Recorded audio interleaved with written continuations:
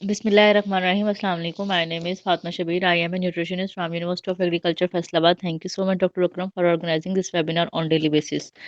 आज का जो मेरा टॉपिक है, मैं बात करूंगी GERD के बारे में कि ये जो गैस्ट्रोइसोफेगाइल रिफ्लक्स डिजीज के बारे में। ठीक है।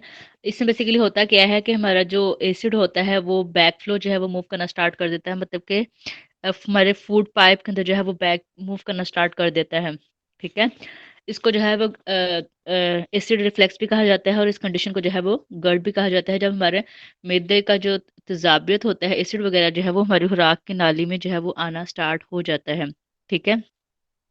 और जब ये आता है यहाँ पे एसिड बैकफ्लो होता है, तो इसकी वजह से जो है ये हमारे आम तौर पे जो है वो हमारे चेस्ट में भी जो है वो पेन जो है वो फील होना स्टार्ट हो जाती है। सम टाइम ये पेन जो है वो कुछ मिनट्स की होती है, सम टाइम ये कुछ घंटों तक होती है। ठीक है। तो इस कंडीशन जब एसिड जब बैकफ्लो करता है, तो इसकी वजह से जो है वो पर्सन को जो है वो सम टाइम वॉमिटिंग वगैरह की भी जो है वो शिकायत होती है, या ये कह लें कि खट्टे डकार वगैरह भी जो है वो उसको जो है वो आना स्टार्ट हो जाते हैं इस कंडीशन में। ठीक है।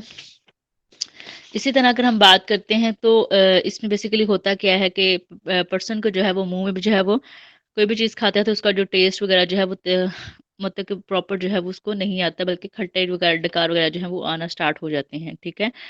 तो सबसे पहले अगर हम बात करें तो इसकी डिफरेंट कंडीशंस हो सकती हैं कि जो GERD का इशू होता है इसकी कंडीशन के अकॉर्डिंग देखा जाए तो इसमें जाता है ड्यूरिंग वो लोग जो कि बहुत ज़्यादा अल्कोहल यूज़ करते हैं या कैफीन का यूज़ करते हैं, या ड्यूरिंग प्रेगनेंसी में बेसिकली होता क्या है कि बच्चे का प्रेशर पड़ रहा होता है, स्टमक की जो है वो प्रॉपर जो है वो फूड की डाइजेशन वगैरह ना होने की वजह से जो है वो क्या होता है कि एसिड जो है बैक फ्लो करना स्टार्ट कर देते हैं, या सोल्टरस फैक्टर की वजह से स्टमक डिस्टर्ब हो जाते हैं, या अगर हम बात करते हैं इसमें और भी बहुत सारी जो है वो कंडीशन जो है वो इसमें आ जाती हैं, या वो वाले पर्सन जो कि बहुत ज़्यादा जो है वो मेडिकेशन वगैरह का इस्तेमाल करते हैं, कुछ जैसे मेडिसिन वगैरह होती हैं ना, उनकी वजह से भी जो है वो GERD का जो है वो इशू हो सकता है।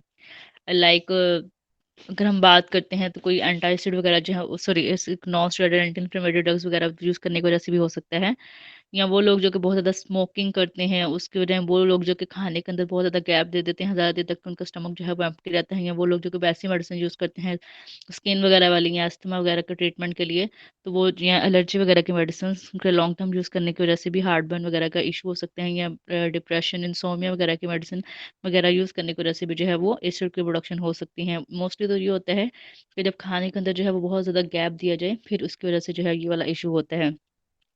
इसमें बेसिकली आता क्या है कि वो लोग जो कि क्या करते हैं कि कोक पेप्सी वगैरह सॉफ्ट ड्रिंक या चॉकलेट्स वगैरह या पैक जूसेस वगैरह का बहुत ज़्यादा इंटेक करते हैं, उसकी वजह से भी जो है ये हो सकता है। और अगर ये एसिड का जो बैक फ्लो है जो होता है, अगर ये परसिस्टेंट रहे तो इसकी वजह से एसोफेगाइल जो है वो कैंसर भी जो है वो हो सकता है। हल मतलब कि ये इतना जो है वो सीरियस कंडीशन जो है वो कॉज हो सकती है। ठीक है। तो इसमें इसके अलावा अगर हम देखा जाए तो इसके जो सिम्टम्स आ जाते हैं वो ये आ जाते हैं, जब एसिड बैक फ्लो करता है तो इसके से हार्ट बर्न होना स्टार्ट हो जाती हैं, खट्टे डकार आते हैं, ड्राई कफ होती है, रात को सोते हुए पर्सन को जो है वो सांस लेने में इशू आता है, नोजिया होता है, एसोफेगाइल अल्सर भी हो सकता है क्रोनिक कंडीशन में अगर इसको ट्रीट ना किया जाए तो। ज़्यादा देर तक जो है वो एसोफेगस में इन्फ्लेमेशन होने की वजह से जो है वो फूड की जो है प्रॉपर स्वेलिंग वगैरह भी जो है वो स्वेलो वगैरह जो है वो नहीं होता है। ठीक है। जिसकी वजह से जो एसोफेगाइल की जो लाइनिंग होती है वो भी रप्चर हो जाती है, एपिथेलियल लाइनिंग होती है और इन्फ्लेमेशन हो जाती है, और जिसकी वजह से बैक्टीरियल इन्फेक्शन वगैरह के चांसेस जो है वो पर्सन के बढ़ जाते हैं। मतलब कि सिर्फ एक एसिड के बैक फ्लो की वजह से पर्सन को जो है वो कितने सारे सिम्टम्स